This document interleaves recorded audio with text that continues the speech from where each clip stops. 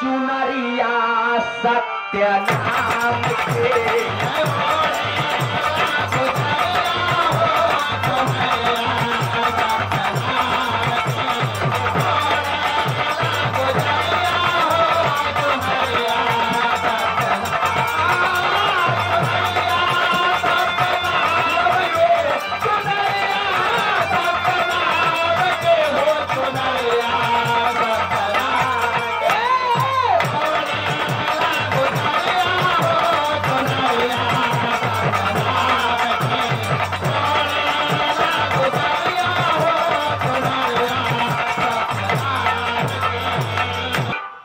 गुजरिया हो चुनरिया सत्य नाम के। बचपन में राजा ध्रुव के पास में महल धन अटारी सब कुछ था, लेकिन उन्होंने भक्ति में लीन होकर के सब कुछ त्याग दिया। करते हैं क्या?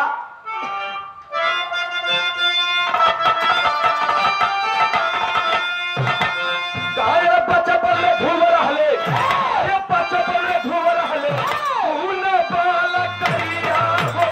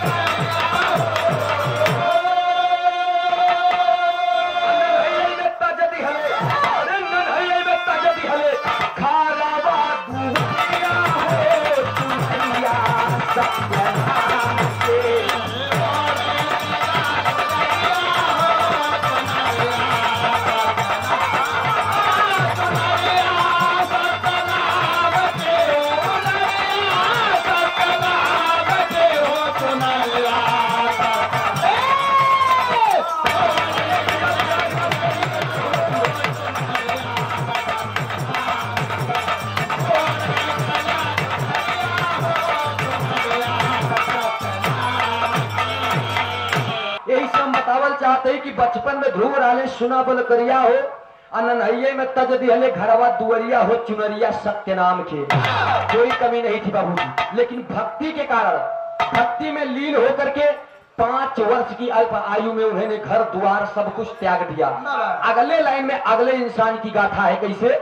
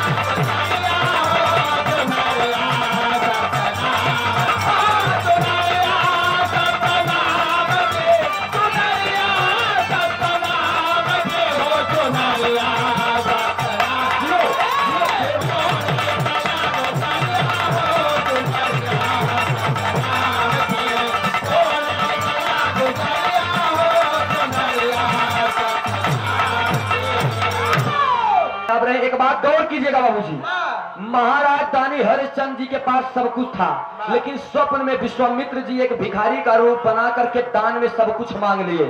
सब कुछ मांगने के बाद काशी में तीनों प्राणी बिक जाते हैं। तीनों प्राणी बिके के बाद जवन जवन दुर्दशा झेले की पड़ा।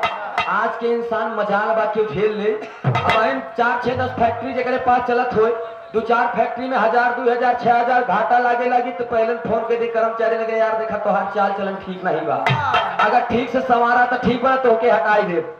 लेकिन उस समय महाराज दानी हरिश्चंद्र जी के सामने जब ऐसी प्रवृत्ति आई, इस प्रकार से वेदनाओं से चलना पड़ा बाबूजी, तब महाराज दानी हरिश्चंद्र जी जा करके बाबूजी बरघट पर लाश को जलाने लगे।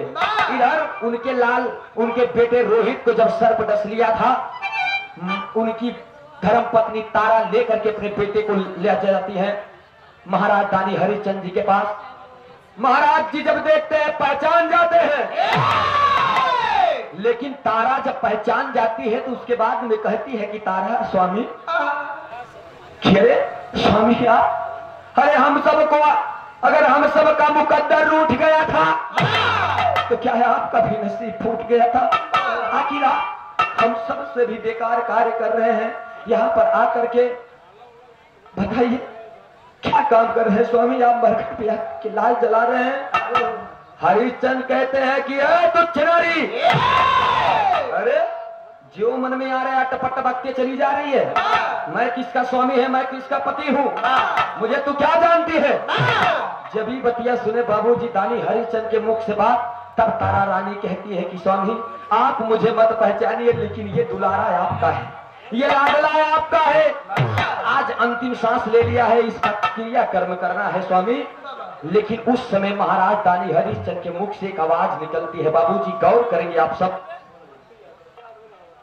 दानी हरिश्चंद्र के मुख से जब ये बात सुनी बाबूजी, तारा रानी के कलेजा पसीज उठा और कह देती है कि धिक्कार है ऐसे पति पर जो अपने मुसीबत में अपने धर्म पत्नी और अपने बेटे को पहचानने से इनकार कर दे।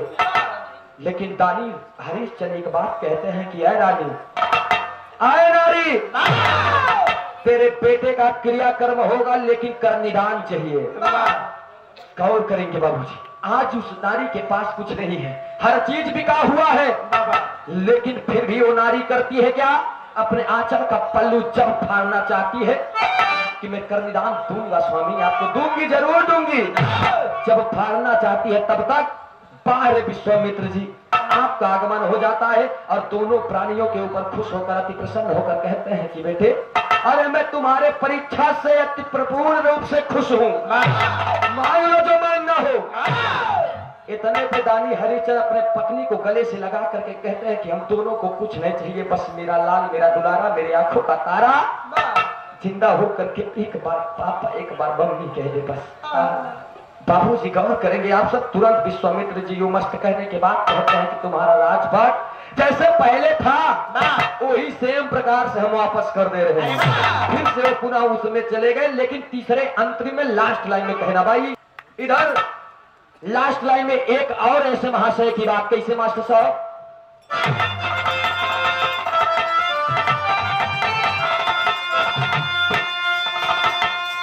अरे राजा मोरंग धोने जी पेशा, राजा मोरंग धोने जी पेशा,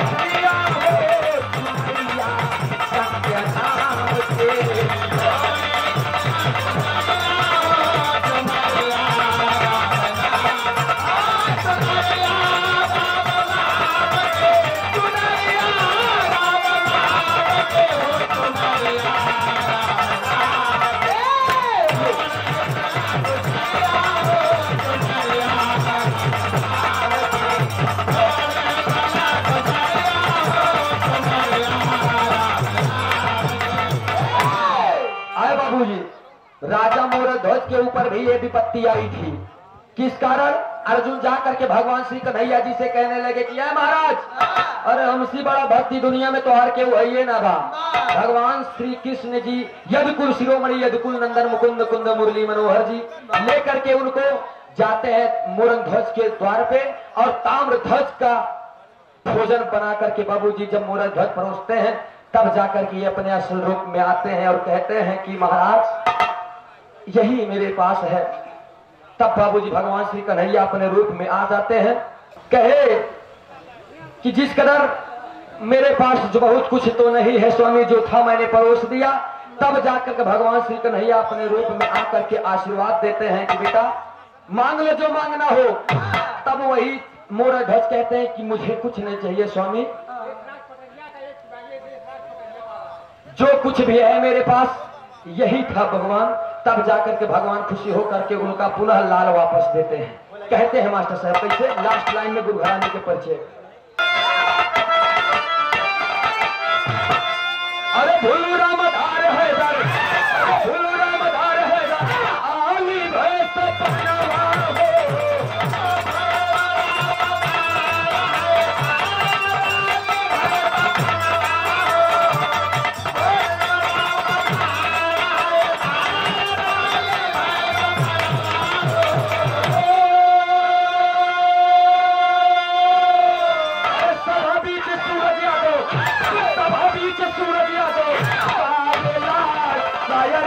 हो चुनरिया सत्य नाम।